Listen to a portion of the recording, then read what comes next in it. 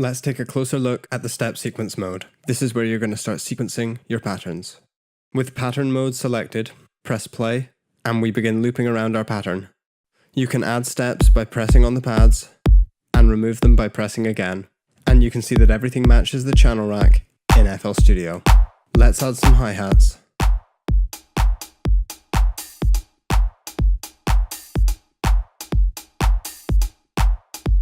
You can also add 2 steps at a time, and you can change the velocity of individual steps by holding and adjusting the parameters, which is great for things like ghost notes on claps. I can also change the volume of the whole clap channel by selecting the channel here and adjusting the volume up here. And you can see that the LED screen gives me feedback. If you want to loosen up your drum patterns, you're not locked into the grid. You can simply select a pad and use the grid select to shift it off the grid. In this case, I have the clap coming just before the beat. With Fire, you can also launch loops inside your patterns. I have a loop in the channel rack, and I'm just going to add it to the pattern here. And it will loop round along with the rest of the beat. We can also manipulate our loops in real time using Fire. I've mapped some FL Studio stock effects to User Bank 1, and I'm going to manipulate this with the encoder. This is great for live performance.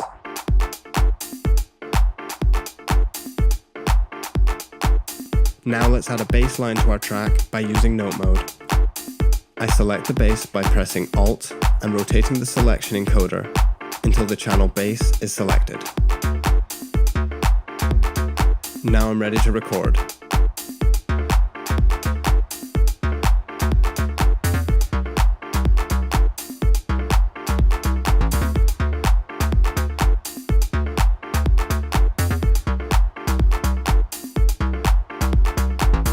Now I'm going to use drum mode to add some additional sounds to our loop in real time.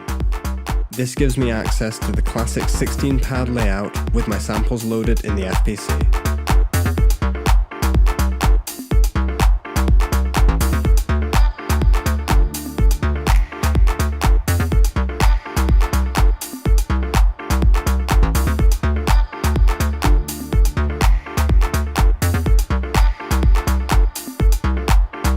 Finally, let's look at performance mode, which allows us to launch audio and pattern clips in real time. This is great for live remixing.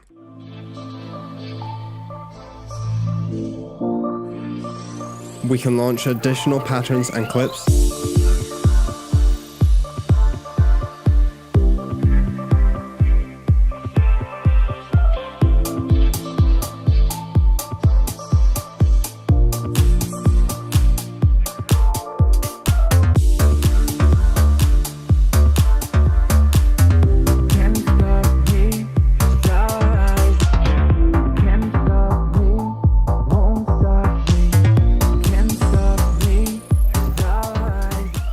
We can also utilize FL Studio's time stretching algorithm to speed up and slow down the track in real time.